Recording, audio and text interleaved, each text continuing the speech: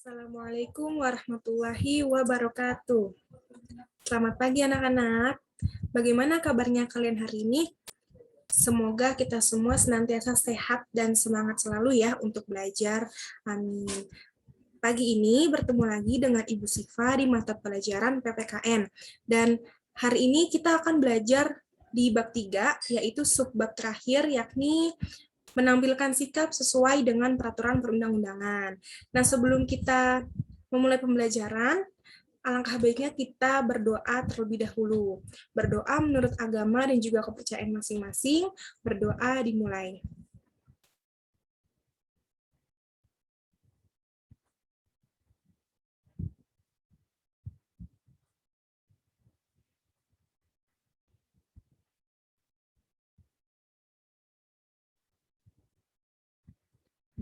Berdoa selesai. Semoga ilmu yang akan kita pelajari hari ini menjadi ilmu yang bermanfaat dan kalian bisa dengan mudah memahami serta memaknai apa yang akan Ibu sampaikan kepada kalian hari ini. Amin. Oke, langsung saja untuk mempersingkat waktu. Yang pertama, kita akan mempelajari nih mengenai sikap yang sesuai dengan peraturan perundang-undangan.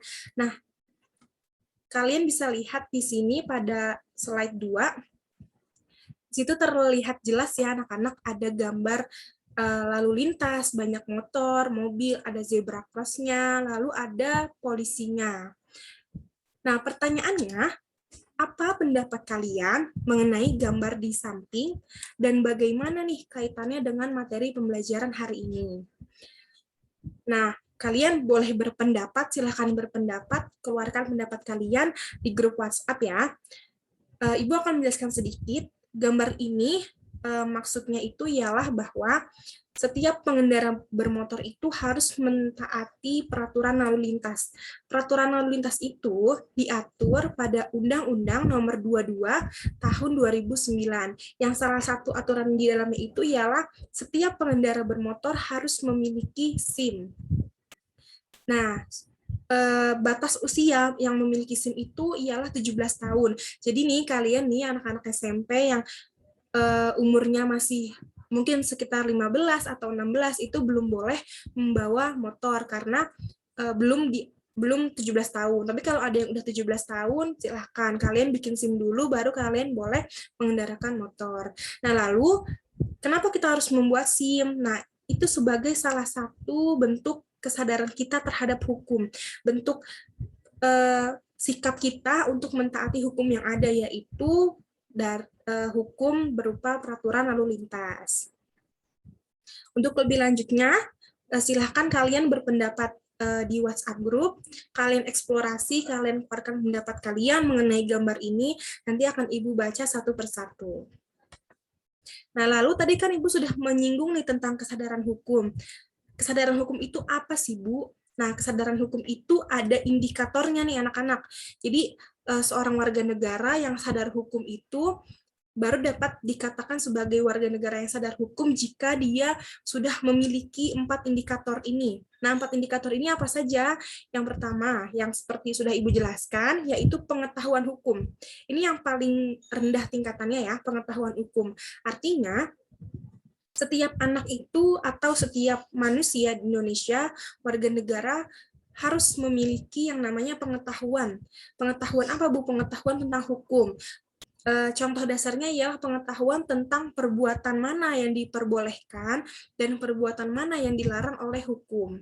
Atau misalnya pengetahuan tentang suatu undang-undang, seperti yang Ibu sudah jelaskan tadi, kalian kan jadi tahu nih, oh peraturan lalu lintas itu diatur dalam Undang-Undang Nomor 22 Tahun 2009. Nah, kalian kan jadi tahu kan, itu yang disebut dengan namanya pengetahuan hukum.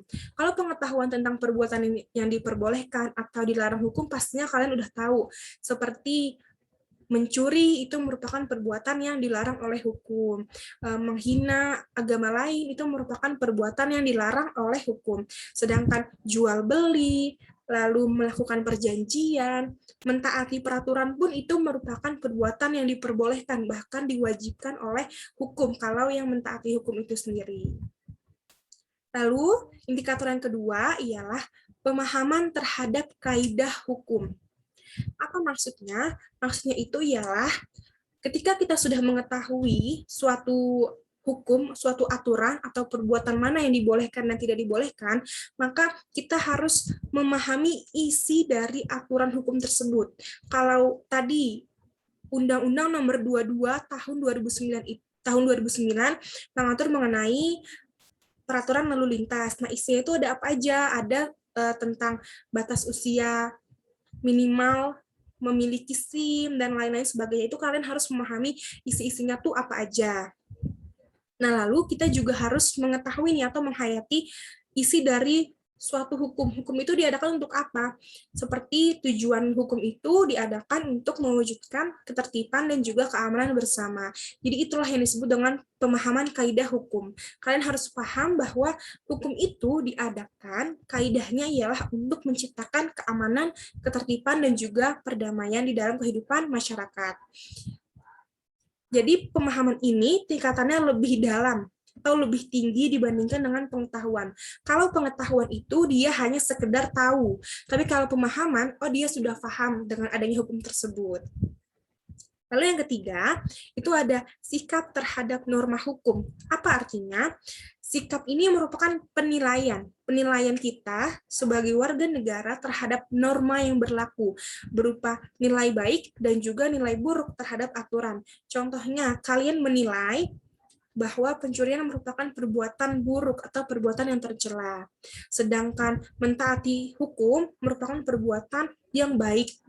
Jadi, sikap itu belum masuk ke dalam sebuah tindakan atau sebuah perilaku ya. Jadi baru sikap kita, bagaimana cara kita melihat suatu perbuatan itu baik atau buruk. Nah, baru yang tingkatan paling tinggi itu ialah perilaku hukum. Perilaku hukum ini sudah masuk ke dalam tindakan atau perbuatan, yakni perbuatan mentaati aturan dalam masyarakat. Ada juga yang mengatakan bahwa perilaku hukum itu merupakan bukan hanya perbuatan mentaati aturan, tapi juga perbuatan masyarakat atau perbuatan individu yang tidak mentaati aturan. Jadi, perilaku hukum ini bisa dikatakan sebagai perbuatan seseorang yang dikatakan apakah dia mentaati hukum atau dia melanggar hukum. Tapi secara garis besar, perilaku hukum itu dapat diartikan sebagai perbuatan yang mentaati aturan di dalam masyarakat. Contohnya kayak tadi kita, kalau ada lampu merah kita berhenti, itu kan salah satu bagaimana kita mentaati aturan yang berlaku, aturan dalam berlalu lintas. Sampai sini paham ya? Kalau ada yang tidak paham, silakan ditanyakan di WhatsApp grup nanti. Nah, lalu perilaku mentaati undang-undang yang wajib dilaksanakan oleh semua orang diantaranya ialah sebagai berikut. Jadi perilaku kita dalam mentaati UU itu harus dilaksanakan oleh semua orang, semua masyarakat ya.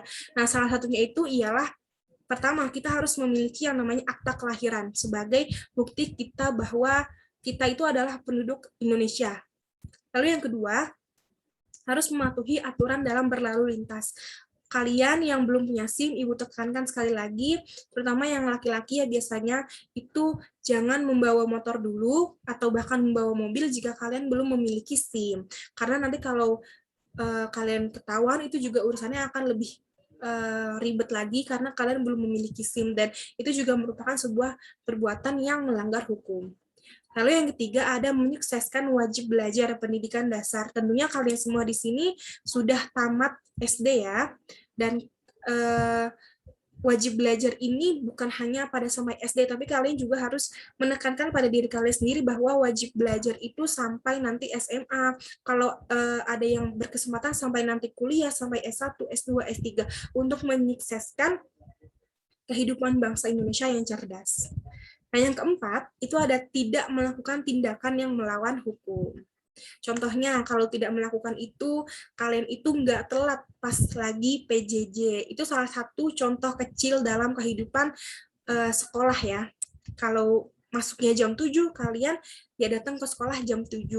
Atau bahkan sebelum jam 7, kalian sudah datang, sudah duduk rapi di dalam kelas untuk mengikuti pembelajaran. Seperti itu ya. Nah, di sini juga ada wajib belajar 12 tahun. Wajib belajar 12 tahun berarti dari SD 6 tahun, SMP 3 tahun, dan juga SMA 6 tahun. Jadi kalian jangan berputus asa, jangan putus semangat untuk sekolah sampai nanti kalian SMA, dan kalau ada kesempatan kalian silahkan kuliah mengikuti keinginan kalian, mengikuti passion kalian di bidangnya masing-masing. Nah, contohnya ini ada mereka yang Ibu ini di sini ada ini ya, lampu lalu lintas, dan di sini mereka semua itu berhenti, pengendara motor, pengendara mobil itu berhenti di belakang garis zebra cross. Nah, ketika mereka berhenti, maka ada orang-orang pejalan kaki yang melewat atau nyebrang ya, nyebrangnya itu di zebra cross-nya, bukan di jalanan yang lainnya, tapi harus taat pada aturan, yaitu menyeberang pada zebra cross. Jadi bukan hanya pengendara motor, bukan hanya pengendara mobil, tapi pejalan kaki pun juga harus mentaati hukum.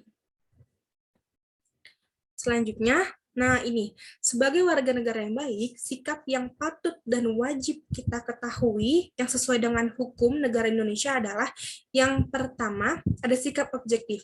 Apa sikap objektif? Sikap objektif itu merupakan sikap yang memahami ketentuan hukum berdasarkan fakta, berdasarkan data, dan juga dapat diterima dengan akal sehat.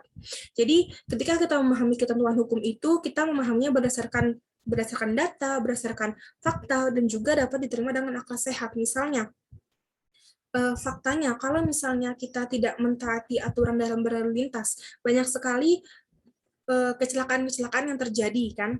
Bahkan menurut WHO, itu kematian paling tinggi di dunia itu banyak disebabkan karena adanya kecelakaan dalam berlalu lintas. Salah satunya adalah kecelakaan lalu lintas. Salah satunya ya, itu merupakan gambaran bagaimana orang itu kalau nggak mentaati peraturan lalu lintas, maka ia akan mengalami yang namanya kecelakaan, mengalami kerugian dan lain-lain sebagainya, dan bukan hanya membahayakan si pengendara motor atau mobil tersebut, tapi juga membahayakan pejalan kaki dan orang-orang di sekitar jalanan tersebut. Itu termasuk salah satu penyebab kematian tertinggi di dunia, yaitu adanya kecelakaan lalu lintas. Nah, datanya dari mana? Datanya dari WHO, dari organisasi internasional, dan juga dapat diterima dengan akal sehat kita, kan. Nah, yang kedua, ada sikap terbuka, yang artinya sikap terbuka pada hukum ini merupakan sikap yang menunjukkan adanya keinginan kita dari warga negara untuk membuka diri dalam memahami hukum yang berlaku. Jadi kita ini sikapnya ini menerima, kita membuka diri, kita mau belajar memahami hukum yang berlaku. Jadi kita tidak tertutup akan suatu aturan yang berlaku di dalam masyarakat. Dan yang ketiga itu ialah sikap mementingkan kepentingan umum, merupakan sikap menghargai atau menghormati orang lain. Untuk apa? Untuk sesuatu yang lebih besar manfaatnya. Jadi ketika kita mementingkan kepentingan umum, kita sama saja seperti dengan menghargai ataupun menghormati orang lain, menghormati kepentingan orang lain, dan nantinya pun juga akan berdampak baik kepada kepentingan publik, kepentingan kita sebagai masyarakat, bukan hanya sebagai individu. Sampai sini paham ya? Nah, jadi kalian bisa mengetahui kan, kalau orang yang taat hukum itu, atau orang yang sadar hukum itu bisa disebut dengan orang yang bijak. Artinya, ketika dia sadar hukum, maka dia secara logikanya dia akan taat hukum, kecuali memang orang-orang yang dia agak menyimpang gitu ya. Jadi ketika kita sadar hukum, kita memahami hukum, kita disebut sebagai orang yang sadar hukum, dan kita akan mentaati hukum yang berlaku tersebut, dan itulah yang disebut sebagai warga negara yang baik. Patuhan hukum itu merupakan cerminan dari kepribadian seseorang. Jadi ketika kalian itu tidak taat hukum, di situ kita bisa melihat pribadi orang ini misalnya kurang baik atau belum baik ya, karena dia tidak mentaati hukum. Bisa terjadi karena berbagai macam faktor, misalnya faktor keluarga atau faktor lingkungannya, di mana dia tinggal di lingkungan yang memang kebanyakan itu orang-orangnya para pelanggar hukum atau bahkan tidak memiliki aturan sama sekali. Sementara orang yang taat pada hukum itu merupakan orang yang kepribadiannya itu baik karena dia mentaati aturan yang berlaku di dalam masyarakat. Oke, sampai sini materi pembelajaran kita. Dan selanjutnya ada diskusi nih. Diskusi kecil-kecilan ya. Nanti kalian bisa menyebutkan jawabannya di WhatsApp group. Yang pertama, sebutkan contoh kesadaran hukum di dalam lingkungan keluarga. Ini maksudnya ialah contoh kesadaran hukum kalian. Jadi kalian itu sudah mengetahui, sudah memahami, sudah menilai dan sudah melakukan perbuatan hukum di lingkungan keluarga, di lingkungan sekolah, dan juga di lingkungan masyarakat. Kalau di lingkungan keluarga, misalnya di keluarga kalian memiliki hukum apa, nah kalian itu apakah sudah memahami, sudah mengetahui, sudah menilai, dan juga sudah melakukan atau mentaati aturan hukum tersebut atau belum. Dan di lingkungan sekolah pun juga begitu, dan di lingkungan masyarakat juga sama. Kalian sebutkan contohnya, kalian jelaskan, dan kalau bisa, kalau yang namanya sebutkan itu pasti lebih dari satu. Dan jangan dua ya. Kalian bisa menyebutkan 3, 4, 5, dan lain-lain sebagainya. Jadi nanti kalian di WhatsApp group itu bikin 4 jawaban. 4 jawaban. 3-nya yang ini, yang pertamanya itu yang ini. Pendapat mengenai gambar tersebut. Ini nomor 1, nomor 2-nya tentang lingkungan keluarga, nomor 3-nya lingkungan sekolah, nomor 4-nya lingkungan masyarakat. Oke, sampai sini paham ya. Dan nanti setelah kita diskusi, kalau kalian masih ada pertanyaan, silakan kalian ajukan pertanyaan dan kita bisa melanjutkan diskusi. Teman-teman juga yang lain, jika mengetahui jawaban dari pertanyaan teman kalian, boleh menjawab. Jadi tidak hanya ibu yang menjawab, tapi kalian juga harus saling berdiskusi, saling tanya jawab satu sama lainnya ya. Dan seperti biasa, nanti di ujung akhir pembelajaran akan ada yang namanya kesimpulan. Ibu akan memberikan kesempatan kepada kalian sebanyak-banyaknya siapa yang mau menyimpulkan materi pembelajaran hari ini akan Ibu beri nilai. Yang aktif, yang jawabannya bagus, yang bertanya mungkin ya, kalau ada, Ibu akan memberi nilai kepada kalian dan akan Ibu catat namanya. Nah, ini kepatuhan hukum merupakan cerminan kepribadian seseorang. Orang yang taat hukum berarti memiliki kepribadian yang baik. Sementara itu, orang yang tidak taat pada hukum berarti kepribadiannya tidak baik karena sudah mengabaikan kewajibannya sebagai warga negara. Kalian, jadilah warga negara yang mempunyai kepribadian yang baik dengan selalu mentaati peraturan yang berlaku, baik di lingkungan sekolah maupun di masyarakat, bahkan di lingkungan keluarga sendiri. Oke, sampai sini penjelasan materi dari Ibu. Semoga yang Ibu jelaskan bisa kalian pahami dengan baik dan bisa menjadi ilmu yang bermanfaat bagi kita semua. Amin, amin, ya Rabbal Alamin. Ibu tutup materi video pembelajaran kali ini dan silahkan langsung kalian beralih ke WhatsApp group ya. Oke, terima kasih anak-anak sudah menyimak video Ibu. Wassalamualaikum warahmatullahi wabarakatuh.